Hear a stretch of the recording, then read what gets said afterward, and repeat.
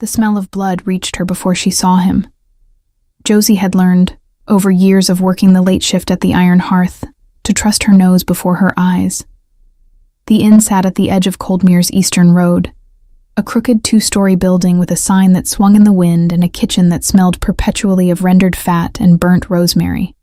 She knew every sound the place made at night, the particular creak of the third floorboard, the way the fire popped when wet wood caught, the low moan of the wind pushing through the gap beneath the door. She knew the smell of travelers, too. Mud and horse sweat and cheaper ale drunk at other stops along the road. But blood was something else. She'd been carrying a stack of empty tankards back to the kitchen when the smell hit her. Copper and cold earth, sharp beneath the usual haze of hearth smoke and tallow candles. She stopped in the middle of the common room. The last 2 patrons had already stumbled up to their rooms. The fire had burned down to amber coals. Outside, the wind had been building for hours, and the cold it carried was the kind that crept under stone walls and turned breath visible even indoors. Josie set the tankards on the nearest table. Slowly. She crossed to the front door and pulled it open. The wind hit her like a fist. Snow had started at some point while she was clearing tables. She hadn't noticed, had been too focused on avoiding the grabbing hands of the wool merchant in the corner booth, who thought an Omega's wrist was something a coin entitled him to touch. Now it lay thin and sharp across the front step, already drifting against the door frame, and the road beyond was dark and indistinguishable from the sky. For a moment she saw nothing. Then she looked down. He was on the ground 3 feet from the door, half collapsed against the stone post of the inn's hitching rail, one enormous hand gripping the wood as though that alone had kept him from falling the rest of the way. He was dressed for war, not weather. A leather chest harness, cross straps buckled tight, fur at his shoulders that had done nothing to protect the deep wound along his left side. His dark hair, long and braided back in thick cords, was caked with ice at the ends. His skin, what she could see of it, had gone a terrible gray-white under the cold. He was massive. Even slumped and half-conscious, his frame was the kind that made her think of siege walls and war horses, wide through the shoulder, solid in the way that suggested not just size but density, a heaviness that went all the way to the bone. The leather armor he wore carried rank markings she didn't recognize. Foreign borders, she thought. Or a rank so high she'd simply never been close enough to learn the insignia. She should have called for Harwick, the innkeeper. She should have stepped back inside and bolted the door and told herself it wasn't her problem, that the road between borders swallowed men like this and spit out worse, and that an Omega with no status and no pack protection had no business dragging half-dead alphas out of the snow. She knelt beside him instead. Hey. She touched his shoulder. He didn't respond. She pressed harder. You need to wake up. I can't carry you. His eyes opened. They were blue. Not the pale, washed-out blue of cold sky, but deep and saturated. The kind of blue that had pressure behind it. Even half-conscious and bleeding. There was something in those eyes that made her instincts pull taut. Some old animal awareness in her that recognized a different order of predator and tried to make her smaller. She held still. Inside, she said, her voice flat and practical. Can you stand? A long pause. His jaw worked. Something moved behind those eyes that she couldn't name. Yes, he said. His voice was low, roughened by cold. But even ruined by the weather, it carried a register that seemed to resonate in the floor beneath her knees. It took both of them to get him upright. His weight braced partially against her shoulder as she guided him through the front door. He was burning with cold in a way she hadn't expected. Shifters ran warm, everyone knew that, their inner wolves generating heat like banked furnaces.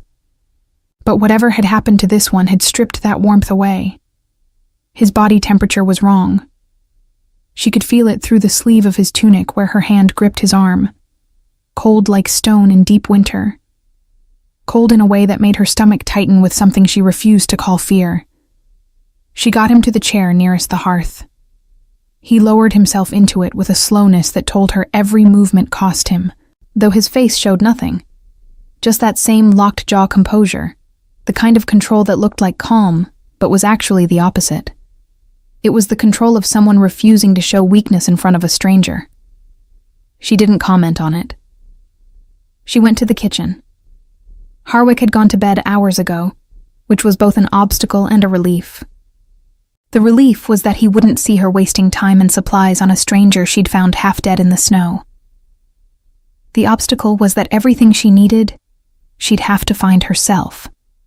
She returned with a basin of water that had been sitting near the stove, still warm, a clean cloth, a length of linen she'd taken from the repair drawer, and a small clay jar of the pine resin salve Old Marta, down the road sold in exchange for whatever food Josie could quietly spare from the kitchen. She set them on the low table beside the hearth and turned to look at him. He was watching her. The fire had built itself back up. She'd added 2 fresh logs without thinking, her hands moving on habit while her mind was elsewhere, and the light caught the angles of his face in a way that made her more aware than she wanted to be of how extraordinary he was. Not handsome the way the young lordlings who passed through sometimes were handsome, with their careful grooming and their awareness of their own appeal. This was something raw. The structure of his face was dramatic, almost severe. A strong jaw shadowed with dark beard, a straight nose that had been broken at least once, a brow that would have been unforgiving on a lesser face. But it was the eyes that held her. Even wounded and cold, they tracked her with an attention that felt complete. She sat on the edge of the low stool and reached for the cloth. "I need to look at the wound," she said. "It will close." Not fast enough. She met his gaze. "You're too cold for your body to do its work. If I don't clean it, it will go bad before your heat comes back. You can bleed out from an infected wound just as well as a clean one." She held his stare. "I've seen it." Something shifted in his expression. Not softness exactly. More like recalibration. The silent adjustment of someone encountering something unexpected. He didn't stop her when she began working. The wound was long and deep, starting below his left ribs and curving toward his back, as though something had caught him mid-turn. Blade work, precise and vicious. Not a road scuffle. Someone had known what they were doing, and they had been close enough to him to try for something vital. The blood had dried to a dark crust in some places, and was still sluggishly seeping in others, and the cold had done strange things to the edges of it that she didn't want to think about. She cleaned it in silence. He bore it without sound. Once, when she pressed the cloth deeper to clear the worst of it, his hand came down on the arm of the chair, and the wood cracked under his grip. She didn't pause.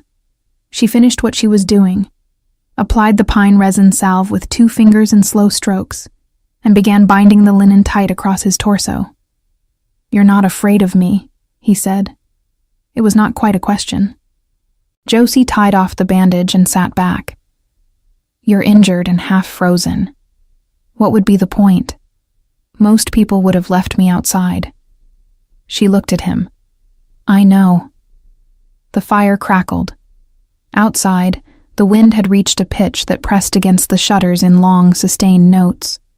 The inn groaned around them like a ship in rough water.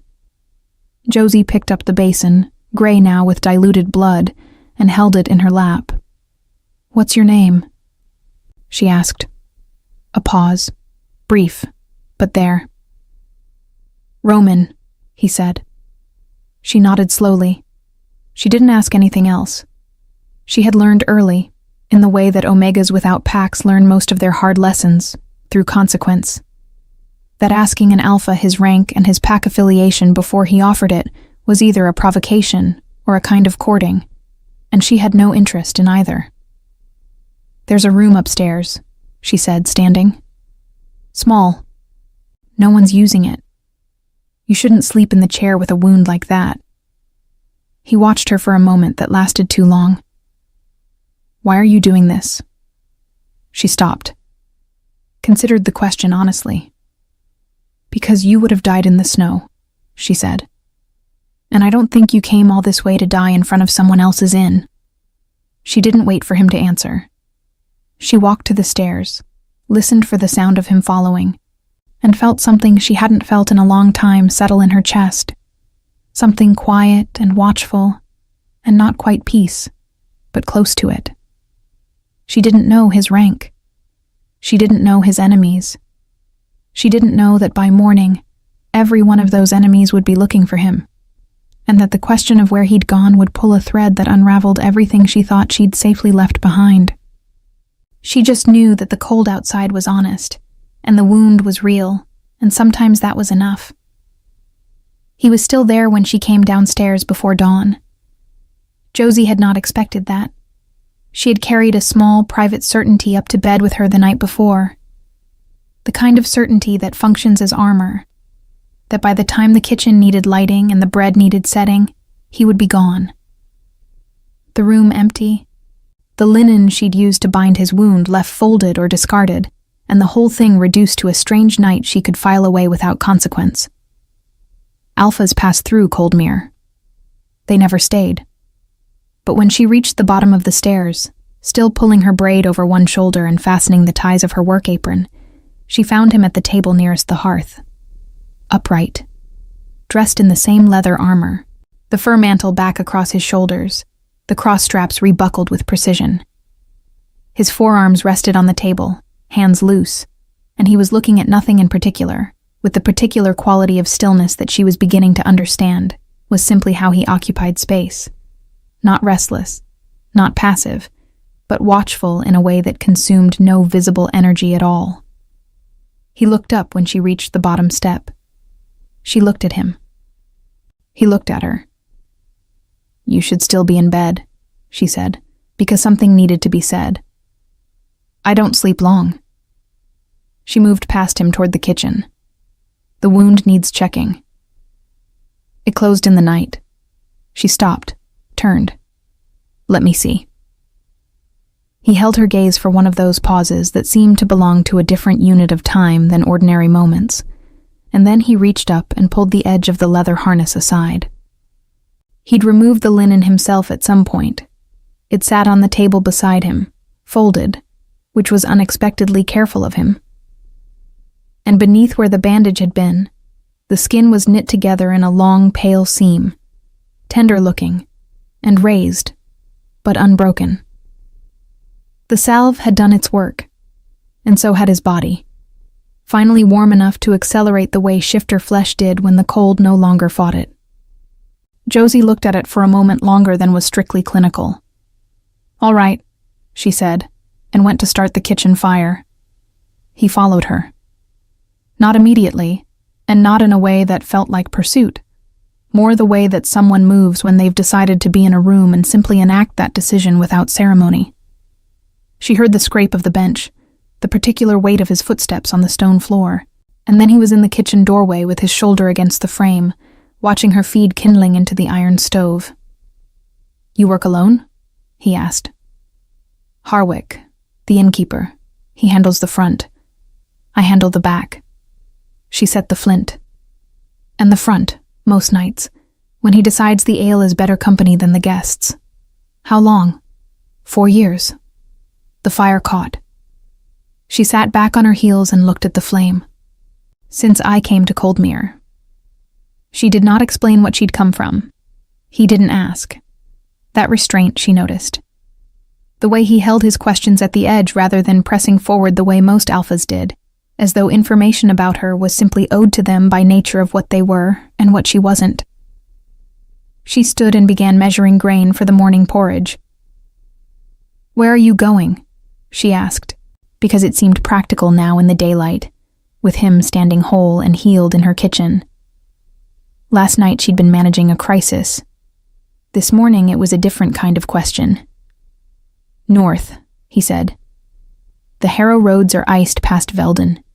If you're riding, you'll want to go around through the mill track. Longer, but passable." A pause. "You know the roads." "I deliver supplies when the regular courier doesn't come." She stirred the grain into the pot. "Which is often," She glanced at him. "Are you alone?" The quality of his silence shifted in a way she felt before she understood it.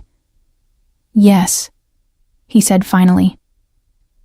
It was the first thing he'd said that she didn't believe. Not because it was obviously false. His face gave nothing away, and she had no standing to press him. But because of the wound.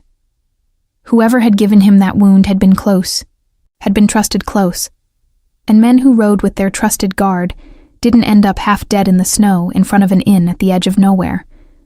They ended up in a ditch, or they didn't end up at all. She said nothing. She served the porridge when it was ready, set a bowl in front of him at the kitchen table without being asked, and went about the business of opening the inn for the day. The morning passed strangely. 3 travelers came through for breakfast, 2 merchants heading west, 1 young pack soldier who ate quickly and kept his eyes down in the way of someone who had already had a difficult journey and didn't want to attract additional complexity. None of them looked at Roman with particular recognition.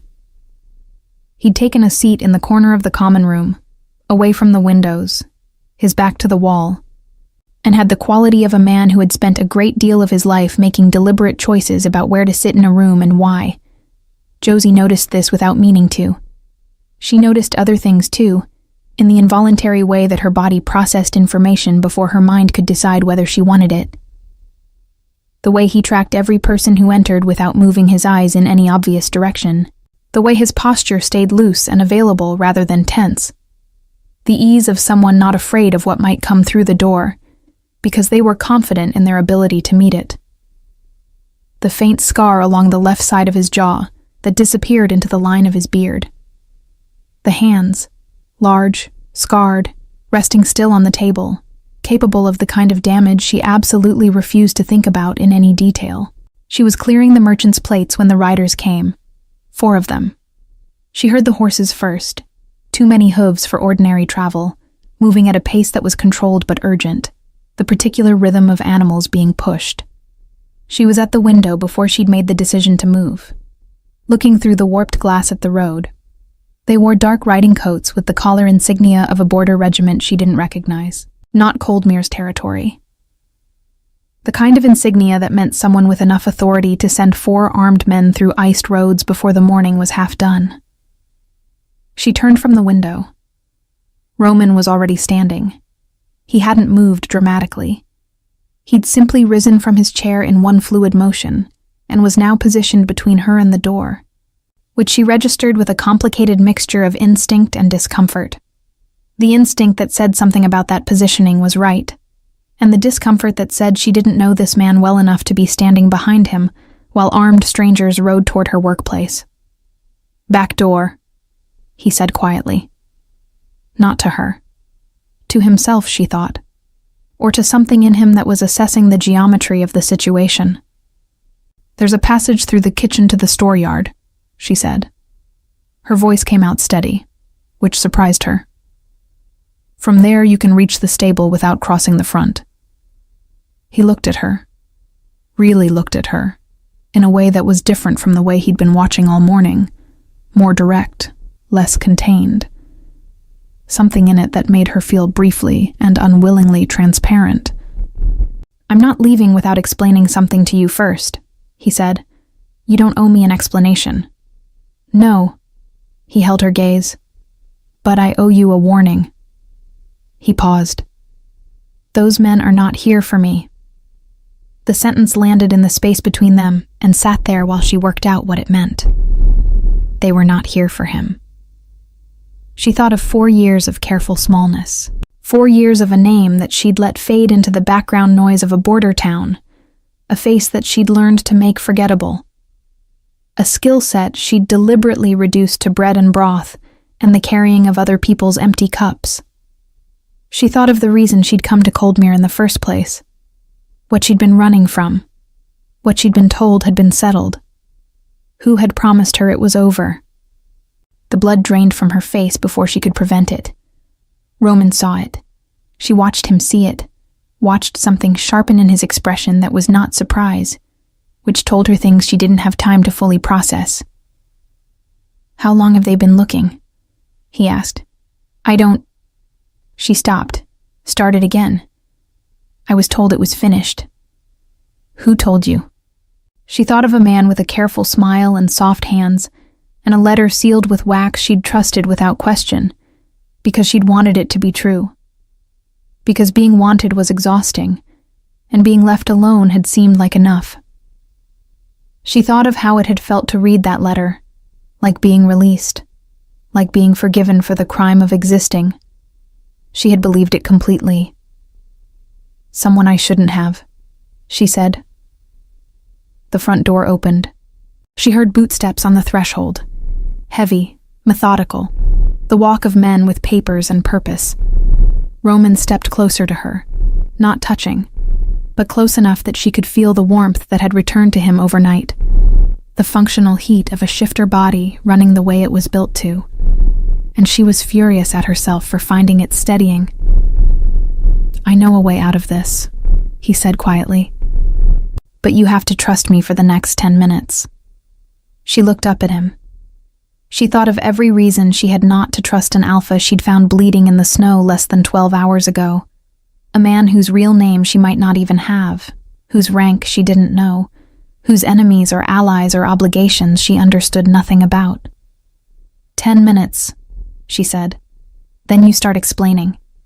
The corner of his mouth moved, not quite a smile, more like the acknowledgement of one. Kitchen, he said. Now. She went. The store yard smelled of frozen mud and old hay. Josie moved through it fast, her boots finding the familiar uneven ground without needing to look down. 4 years of carrying supply crates in the dark had mapped every stone and rut into her body. Roman was behind her, close but not crowding, and she was aware of him the way she was aware of the cold, as a constant, pressing presence that she couldn't quite ignore, no matter how much she redirected her attention. They reached the stable. She pushed the side door open and slipped inside. The 2 horses Harwick kept for the inn shifted in their stalls, restless with the smell of a stranger. Roman moved past her to the nearest one, a broad gray with a scarred neck, who had bitten 3 separate guests in the past year, and pressed his hand flat against the animal's nose. The horse stilled immediately, not reluctantly, completely, as though some argument had been settled that Josie hadn't heard. She stared at that for a half-second longer than she meant to. The men inside, she said quietly, keeping her voice below the wind. What do they want with me? Roman didn't answer immediately. He was checking the gray's shoes with efficient hands, the movement of someone assessing whether an animal could be ridden hard if it needed to be. What do you know about your father's estate? The question hit her like cold water. She hadn't heard those words in 4 years. Father's estate. She had buried that phrase along with everything else. The marble hallways, the smell of beeswax polish and cut flowers, the sound of her stepmother's heels on the stone floors, the way those heels always seemed to be moving toward something and never toward her. She had buried the memory of the solicitor with his careful letter and his sympathetic eyes explaining that the estate had been settled, the inheritance resolved, and that Alara Voss, her stepmother, had generously agreed not to pursue the outstanding debts in exchange for Josie's full and permanent withdrawal from any claim. She had signed the document. She had been 22 and exhausted and alone, and she had signed it.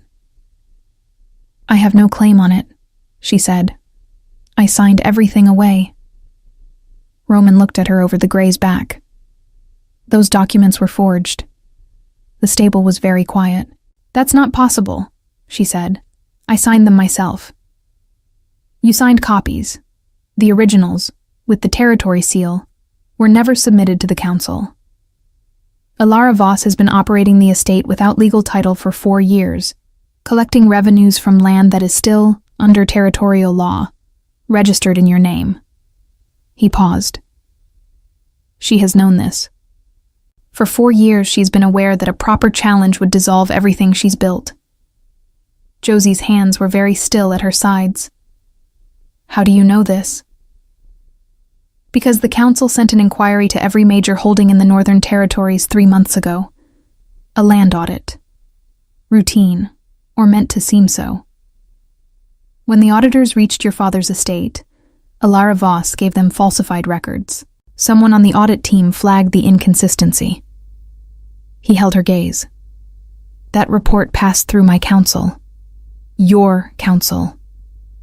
She heard those two words and felt them turn in her mind like a key looking for its lock. Who are you? She asked. Her voice came out quieter than she intended. The gray horse shifted. Outside, she could hear the muffled voices of the riders inside the inn. One raised, asking Harwick something. Harwick's responding grumble. Time was short, and getting shorter. Roman straightened. He was watching her with that full, level attention, and she had the sudden and disorienting sensation that he had been watching her this carefully since the moment she'd opened the front door last night and found him in the snow. That nothing she'd done or said had escaped his notice, and that this conversation, this moment in a cold stable with his hand on her father's gray horse, had been moving toward her like weather she hadn't thought to read. My name is Roman Ashvale, he said. I am the Alpha King of the Northern Reach. The silence that followed had a texture to it. Josie was aware, in a distant and slightly absurd way, of several things simultaneously. The smell of horse and cold straw, the sound of boots on the inn's wooden floor above the storeyard, the fact that her own hands were shaking very slightly, and the further fact that she was absolutely not going to let that shaking reach the rest of her body if she could help it. Alpha King of the Northern Reach. She thought of the wound along his ribs. She thought of 4 riders in border regiment coats. She thought of the careful way he'd positioned himself between her and the door. The way he'd said those men are not here for me, with the certainty of someone who already knew exactly why they had come, and from whom they'd been sent. You were ambushed, she said. Not a question. Outside Veldon, 3 nights ago. His jaw shifted. 6 men. My escort was separated in the dark. I rode for 2 days before the blood loss made the horse stop. Your escort, are they alive, searching? They'll find my trail by tomorrow, likely less. He met her eyes. I'm telling you this so you understand that I am not without resources, and that the men inside that inn are connected to the same network that arranged my ambush, and that has been protecting Alara Voss's claim on your estate for 4 years. The shape of it assembled itself in her mind slowly, and then all at once. The way a fog lifts not gradually, but in a single shift of wind that reveals everything that was always there. Alara had not just hidden Josie in obscurity. She'd been actively maintaining it. The letter, the forged documents, the clean withdrawal. It had not been generosity or settlement. It had been containment. Josie had been a loose end that needed to stay loose and distant and ignorant. And as long as she remained a forgotten Omega serving porridge in a border town inn, the estate and all its revenues remained secure. But now, there was an audit, a council inquiry, a thread that could be pulled. And someone had decided it was time to cut the thread entirely. Her legs felt strange. She put her hand against the stable wall and felt the rough wood under her palm, the cold of it, and focused on that. They were going to... She stopped, started again. They weren't here to bring me back. No, Roman said, quiet, direct, no softening. They were not. She breathed in once, out. She thought of her father, his broad hands, his laugh, the way he'd smelled of pine resin and old books, the way he'd looked at her like she was something worth protecting in a world that mostly looked at Omegas like her as something to be managed or spent. He had died when she was 19. She had believed for one terrible year after that his death had simply been illness. She had believed that because she'd been told to believe it. She believed fewer things now. What happens if I go back? She asked. You establish legal presence before the council audit closes. You present testimony.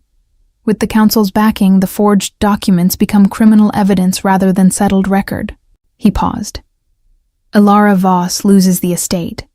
The men who arrange the false title lose their investment. Everyone who has spent 4 years depending on your absence loses. And you? She looked at him. What do you get from this? He didn't flinch from the question. She respected that. Justice in my territory, he said. And the answer to who sent 6 men to put a blade in my side 3 nights ago. His eyes held hers. I suspect the names overlap considerably. She looked at him for a long moment. This man who was an alpha king, who had bled onto her front step, whom she had bandaged in firelight while he gripped a chair arm hard enough to crack the wood, who was now standing in her stable telling her that the life she'd spent 4 years building from almost nothing was balanced on a knife's edge, and had been from the beginning. She thought about how easy it would be to say no. To take the inn's second horse, ride west instead of north, find another border town, another name, another 4 years of careful smallness. She thought about her father's hands, about the smell of his study, parchment and pine resin and the particular ink he'd used, dark blue-black.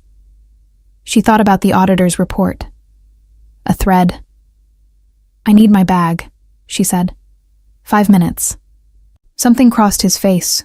Not relief, because she doubted relief registered in him as visibly as that. But something.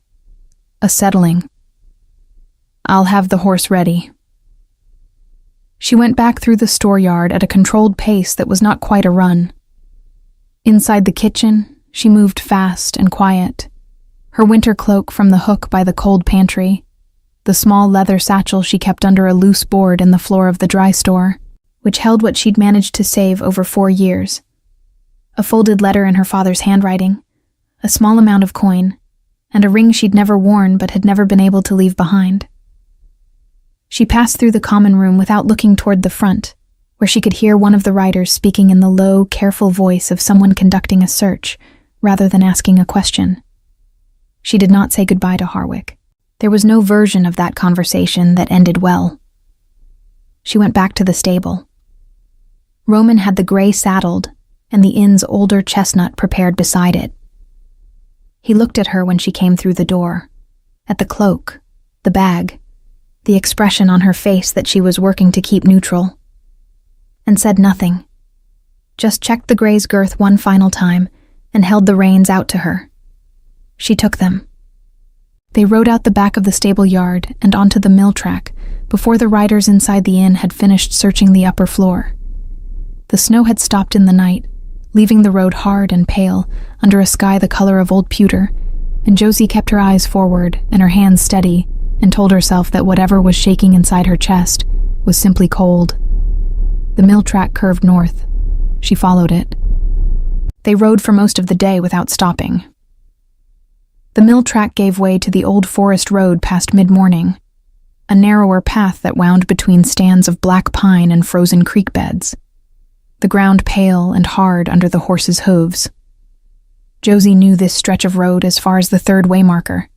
She'd come this far twice on supply runs, no further. After that, the territory was Roman's in name and in fact, and she was riding into it on a borrowed horse with a satchel containing a dead man's letter, and 4 years of accumulated caution that were beginning to feel, in the pale winter light, like they had never been enough. Roman rode slightly ahead of her. Not by much. Just enough that she understood it was deliberate, a positioning that kept him between her and the forward road without making a performance of it. He didn't speak unless she asked him something direct, and she found, to her own mild irritation, that she appreciated this. She was accustomed to silence. She had built her life inside it. What she was not accustomed to was silence that felt inhabited rather than empty, the particular quality of quiet that belonged to someone who was thinking carefully rather than simply failing to speak. She watched him when she thought she could do it without being noticed. She was not sure she was succeeding. Around midday, when the horses needed water and her own fingers had gone numb inside her gloves despite the wool lining, he slowed at a point where a creek ran under a stone bridge, frozen along the edges but still moving darkly at its center. and dismounted, without ceremony. Josie dismounted too. She led the gray to the water's edge and stood watching the horse drink, while Roman crouched upstream and broke the ice shelf with one strike of his fist to access the cleaner flow beneath. She watched him do that, the economy of it, the complete absence of drama, and felt something shift very slightly in the region of her sternum that she immediately identified as inconvenient and set aside. "Tell me about the estate," he said, without looking up. "What you remember." "Why?" "Because when we reach my council and you give testimony, you'll need to speak with clarity about the property, its extent, its revenues, its staff, details that only someone raised there would know." He looked up. "I'm not asking for sentiment. I'm asking for facts." She pulled her cloak tighter. "It's called Voss Hollow, which was my mother's family name, not my father's. He married into it." She paused. 300 acres, orchard and grain fields on the eastern side, timber on the west, a working mill on the creek that feeds the lower valley. The house itself is sandstone, 3 wings, built in 2 stages about a century apart. You can tell because the western wing has narrower windows and lower ceilings. My father added the library. "How many staff?" "When I left, 12 indoors, more in the fields during harvest season." She thought of them, their faces, specific and familiar. The head groom with his lame left leg.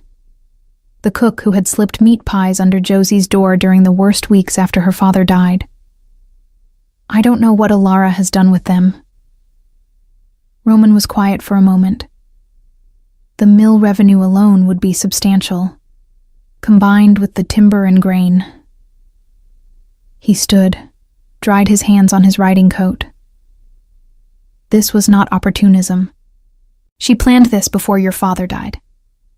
Josie had known this, somewhere below the level of thought, for a long time.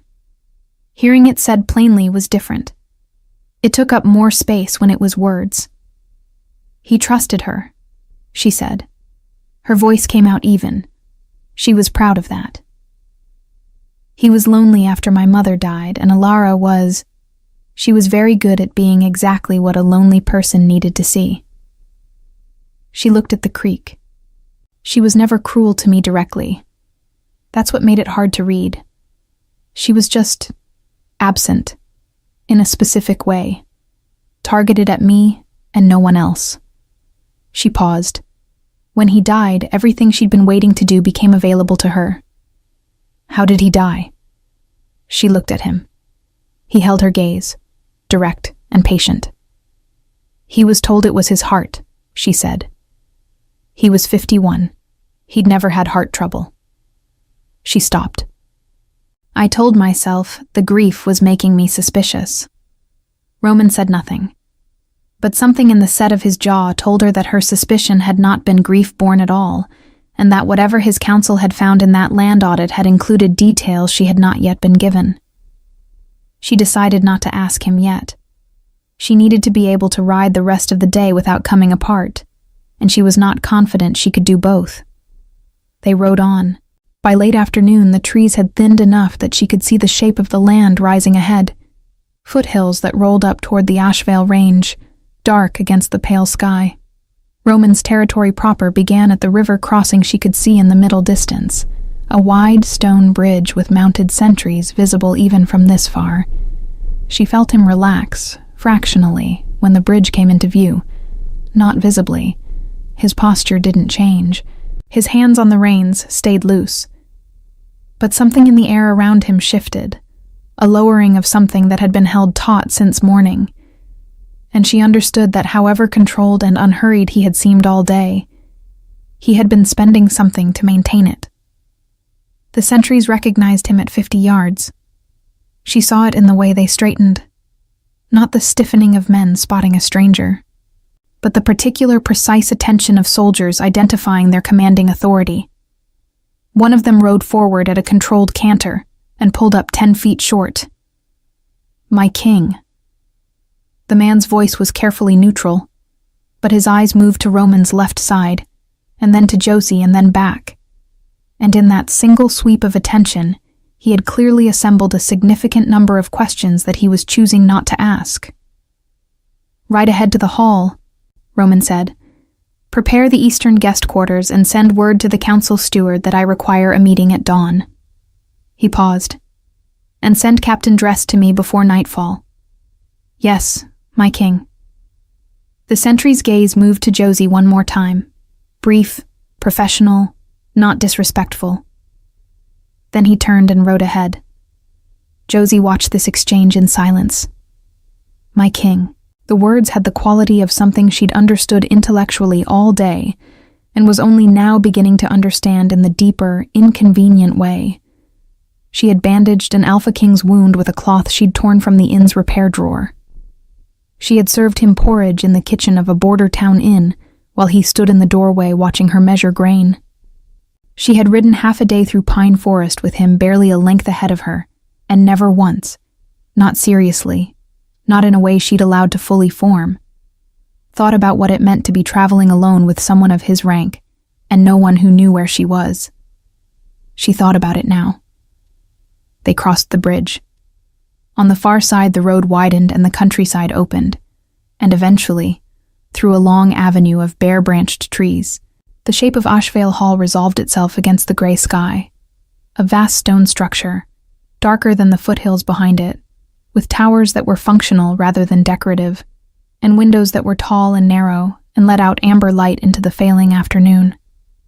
It was nothing like Voss Hollow. Voss Hollow had been soft in its way. Warm sandstone, gardens that her mother had planted, a house that wore its age gently. This was something built for permanence above all other considerations. A hall that said in every stone that it had been standing before anyone currently living had drawn breath and expected to be standing after. She did not find it unwelcoming. That surprised her. The stable yard was already active when they arrived. A groom waiting, two more appearing from the interior. Josie dismounted, and someone took the gray's reins with quiet competence. And she stood for a moment in the middle of the yard, bag over her shoulder, adjusting to the abrupt transition from motion to stillness. Roman appeared at her side, not touching, but present. "You'll have the eastern wing," he said. "A bath will be arranged, and a meal." He paused. "You're safe here. I want you to know that clearly." She looked at him.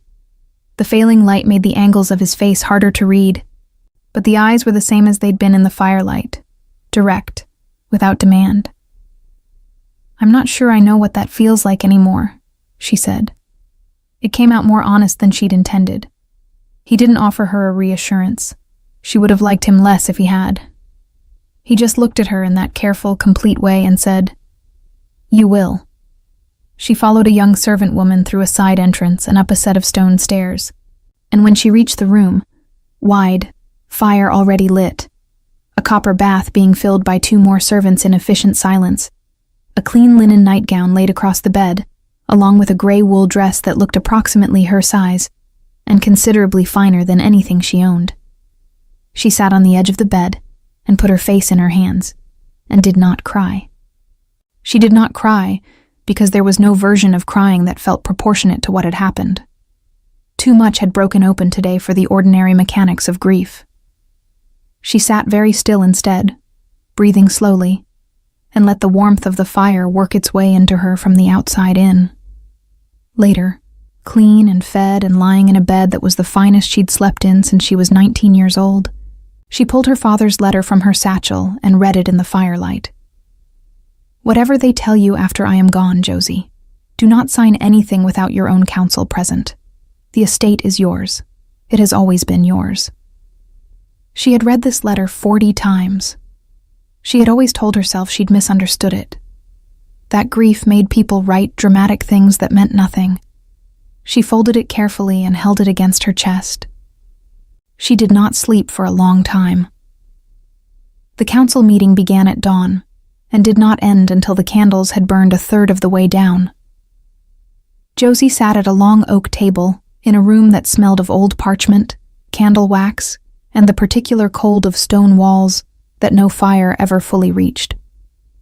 7 council members occupied the opposite side of the table, older men and women in formal dark wool, with the measured expressions of people who spent their lives evaluating claims and finding reasons to doubt them. Roman sat at the head of the table to her left, not intervening, not directing, simply present in the way that she had come to understand was his particular form of support, a weight, a gravity, something that kept the room's pressure from collapsing entirely onto her. She spoke for 2 hours. She spoke about Voss Hollow, its acreage, its mill records, the specific dimensions of the sandstone house, the staff by name, the orchards her mother had planted before she died, the library her father had added wing by wing over a decade. She described the document she'd signed at 22, the solicitor's name. The seal she now understood had been false. The letter her father had written that she had carried folded in a satchel for 4 years without allowing herself to fully believe. She placed the letter on the table. One of the council members, a woman named Sarah Vance, white-haired and sharp-eyed, who had not smiled once, picked it up and read it twice. Then she set it down with a careful, deliberate motion and looked at Josie in a way that was different from how she'd been looking at her before. "The handwriting matches the samples in the territorial deed registry," Sarah Vance said. To the room, not to Josie. "Hendrik Voss's signature is on file. I saw it myself when the audit flag came through." She paused. "This letter is genuine." A shift in the room, subtle, but Josie felt it. The council's senior advocate, a thin man named Colum, who had been most rigorous in his questioning and least inclined to fill silences with comfort, set down his pen and folded his hands. If the deed was never properly transferred, and the document the estate's current occupant has been operating under was forged at the point of submission rather than the point of signing, then what we have is not a civil dispute. He paused. It is criminal fraud against the territorial land registry, which falls under the Alpha King's jurisdiction directly. Roman spoke for the first time in over an hour. "Yes," he said. "It does." After the meeting, Josie walked alone in the hall's internal courtyard while the council prepared its formal motion. The courtyard was sheltered on 4 sides, a square of frozen ground with a bare branch tree at its center, a stone bench that was too cold to sit on, and that she stood beside anyway. The sky above was pale and high. A thin wind moved through the branches. She was still standing there when Roman found her. He came without announcement, which she had begun to expect, and stood beside her at a distance that was companionable rather than intrusive. He looked at the tree. She looked at the tree. For a while, neither of them spoke, and the silence was the comfortable kind, which under the circumstances was almost more disorienting than everything else. "The motion will pass today," he said finally. "The evidence is sufficient. An order will be issued for Alara Voss's arrest and the freezing of all estate revenues. The solicitor who submitted the forged documents has already been identified. He's been in custody since the audit flagged the irregularity. He's been cooperative." Josie's hands were folded inside her cloak. "And my father." A pause. "The council physician's report from 4 years ago is being reviewed. The solicitor gave us a name, an apothecary in the southern town who supplied something to the estate's cook in the months before your father's death. We won't have certainty for some weeks." He paused again. "But I believe you'll have the truth. I want you to know that I intend to see this through to that point, not just to the recovery of the property." She turned and looked at him. Really looked at him. At the face she had first seen in the snow, gray with cold and stripped of everything but the bare fact of him, and at the face she'd been cataloging since in firelight and stable shadow and pale winter daylight. There was a scar on his jaw she'd noticed the first morning. There were others she'd seen since, because men like him accumulated proof of their history on their bodies whether they meant to or not. He had bled onto her front step and called himself Roman and answered her practical questions with practical answers and stood slightly ahead of her on a road through the pine forest, saying nothing, which had been exactly what she'd needed. "Why did you trust me?" she asked. "In the stable, when you told me who you were. You had no reason to." He was quiet for a moment. Then, "You opened the door." She waited. "Someone could have sent you out to find me, left the door ajar, made sure a lamp was visible from the road, positioned you where you'd seem harmless." He looked at her steadily. "But you were annoyed that I was there. I could smell it. The disruption of your evening. The calculation of what it would cost you to deal with me. The decision to do it anyway." He paused. "People who are placed don't smell annoyed. They smell ready." A beat. "You were genuinely inconvenienced by me. That was trustworthy." She almost laughed. The impulse surprised her, the way it rose up from somewhere underneath all the grief and tension and exhaustion, brief and real. "That's an unusual basis for trust," she said. "I've used worse." She looked back at the tree. The thin wind moved through it again. She thought about what he'd said, about the smell of her, about the way he'd read her without her knowing. And she found that instead of feeling invaded, she felt something else. Seen, in a way that was different from being watched. She had been watched her entire life. Her stepmother had watched her with the cool attention of someone monitoring a risk. The merchants at the inn had watched her with the entitled attention of men who believed an Omega's presence was a courtesy extended to them. Even Harwick had watched her, not unkindly, but with the mild proprietorial air of someone who considered her a reliable component of his establishment. Roman had looked at her in the snow and smelled an inconvenient woman who had decided to do the right thing at personal cost to herself, and he had filed that information away as the most important thing she'd shown him. She didn't know what to do with that. "The mate bond," she said, because it had been there between them since the second day, unspoken, the thing she'd been aware of in her peripheral vision and refusing to look at directly. She felt it, had felt it as a warmth that wasn't the fire, and a steadiness that wasn't her own. She wasn't naive about what it was. She just hadn't been ready to call it by name. "You feel it?" "Yes," he said. No hesitation. "Since when?" "Since you knelt in the snow beside me and told me what would be the point of being afraid." The corner of his mouth moved. "Most people are afraid of me, Josie. It is an entirely reasonable response." "I was managing a crisis," she said. "I know. That was the point." She turned to face him fully. He turned to face her. The courtyard was very quiet, the pale sky above them holding the light without releasing it, and she was aware of everything. The cold, the distance between them that was not quite distance, the fact that her heart was doing something in her chest that she had been carefully not acknowledging for approximately 36 hours. She thought of what the mate bond had meant in the only context she'd known it. In the abstract stories of alphas who claimed mates like property, who used the bond as justification for possession rather than partnership. She thought of how she'd expected to feel if she ever found herself in proximity to it. Trapped, managed, reduced. She did not feel those things. She felt terrified, which was different. "I'm not ready to accept it," she said. "I want you to know that. Not because of you specifically." She held his gaze. "Because of everything I'd need to unknow about what that word means before I could say it without flinching." "I know," he said.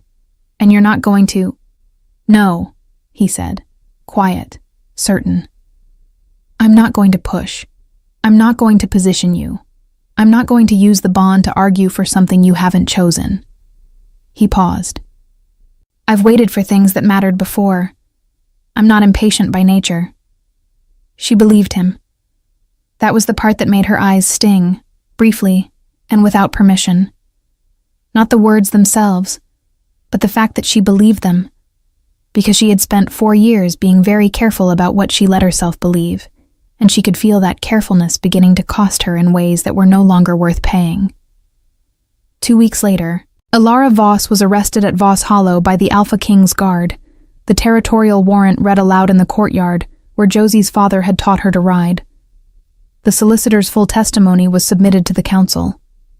The apothecary from the southern town confessed to providing a slow-acting compound to a woman matching Alara's description, paid for in gold coin over the course of 8 months before Hendrik Voss's death. It took 3 more weeks for the council's physician to confirm what the compound had done. The confirmation arrived on a Tuesday morning, delivered to Josie in the eastern wing in a sealed letter bearing the council's stamp. She read it alone. She sat with it for a long time. She cried, finally, with the door closed and no one to perform composure for, and when she was finished, she washed her face and folded the letter and placed it beside her father's in the satchel. She went to find Roman. He was in his library, a large room lined floor to ceiling with books and maps, a fire burning, papers spread across the wide desk in the organized pattern of a man who worked. He looked up when she came in. He read her face. He didn't say anything. He simply moved the papers to one side and waited. She sat in the chair across from his desk and said, "I'm ready to go home." He nodded. "I'll ride with you." "I know," she said. "I was counting on it." She looked at him across the desk, across the papers and the firelight, and the distance she'd been maintaining like a holding pattern, a safe altitude that had begun to feel less like protection, and more like the habit of protection, which was a different thing. And she let herself feel the bond without flinching. It was warm. It was steady.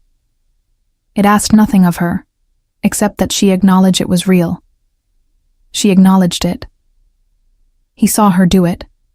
She knew he saw it by the way the composure around his eyes eased, fractionally, in a way she'd learned to read as the most he showed of what he felt. "Roman," she said. "Yes. Thank you." She paused. For the snow. For the 10 minutes. For all of it. He held her gaze. "You opened the door, Josie." Everything else followed from that. They rode to Voss Hollow on a morning when the frost had thinned and the fields on either side of the eastern road had the tentative color of something preparing to grow. The territorial order had preceded them.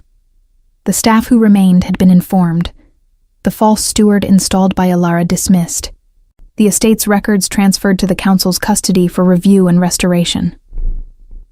When Josie crossed the threshold of the sandstone house for the first time in 4 years, she stopped in the entrance hall and breathed in. Old wood and beeswax and cold stone. Beneath that, faint as memory, the smell of her father's particular ink, dark blue-black, soaked deep into the walls of a house that had known him for 20 years. She stood very still. Roman stood beside her. His hand, large and warm and scarred, settled against the small of her back, not directing, not claiming, just present. A weight that said, "I am here. Take all the time you need." She took a breath. She took all the time she needed.